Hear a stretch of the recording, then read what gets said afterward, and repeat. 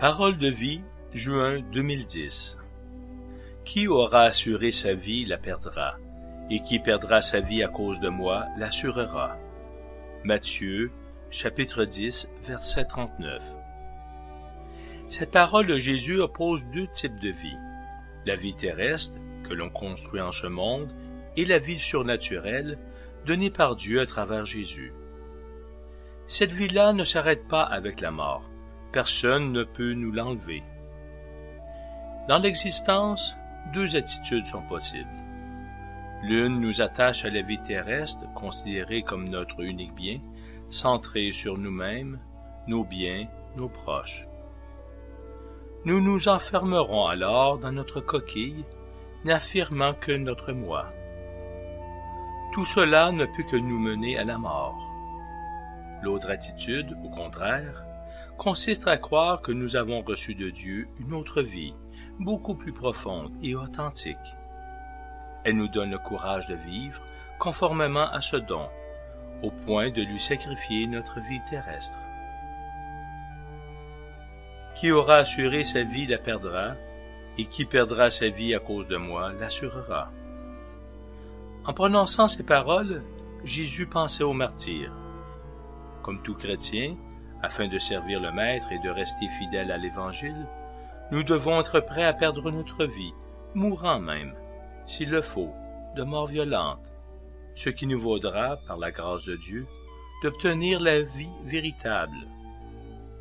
Jésus fut le premier à perdre sa vie, et elle fut ainsi glorifiée. Il nous a avertis qu'il ne faut pas craindre ceux qui tuent le corps, mais ne peuvent tuer l'âme. Aujourd'hui, il nous le dit. Qui aura assuré sa vie la perdra, et qui perdra sa vie à cause de moi l'assurera.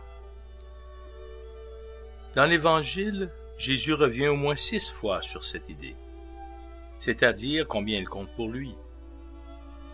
Cependant, cette exhortation à perdre notre propre vie n'est pas seulement pour Jésus une invitation à aller jusqu'au martyre.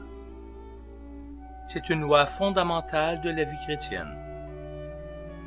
Il nous faut être prêts à renoncer à faire de nous-mêmes l'idéal de notre vie, à abandonner notre indépendance égoïste. Un vrai chrétien fait du Christ le centre de son existence. Et que nous demande Jésus? D'aimer les autres. En adoptant cet idéal qu'il nous propose, nous nous perdrons certainement nous-mêmes, mais nous trouverons la vie. Contrairement à ce qu'on pourrait croire, ne pas vivre pour soi n'est pas une attitude passive et de renoncement. Car le chrétien qui a décidé de mettre le Christ au cœur de sa vie s'engage à fond et avec un grand sens de responsabilité. Qui aura assuré sa vie la perdra, et qui perdra sa vie à cause de moi l'assurera.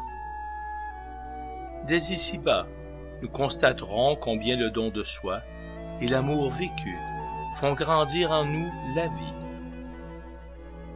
Après une journée au service des autres, et avoir transformé en geste d'amour le travail quotidien, si dur et monotone soit-il, nous éprouverons la joie de nous sentir plus réalisés. Qui aura assuré sa vie la perdra, et qui perdra sa vie à cause de moi l'assurera. En ayant suivi les commandements de Jésus, tous centrés sur l'amour, à la fin de notre brève existence, nous trouverons la vie éternelle.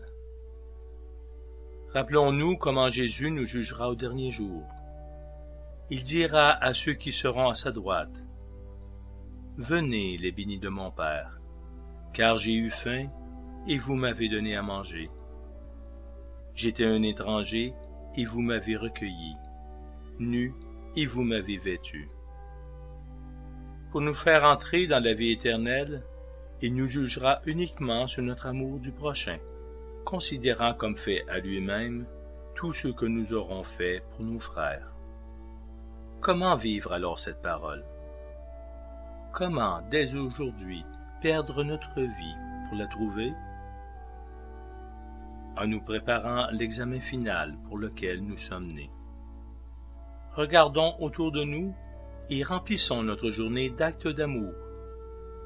Le Christ se présente à nous dans nos enfants, notre femme, notre mari, nos collègues de travail, les membres de nos organisations ou associations, nos compagnons de loisirs, etc. Aimons-les tous, sans oublier ceux dont on nous parle chaque jour dans les journaux et à la télévision, ou ceux dont nous connaissons l'existence par des amis. Faisons quelque chose pour chacun, selon nos possibilités.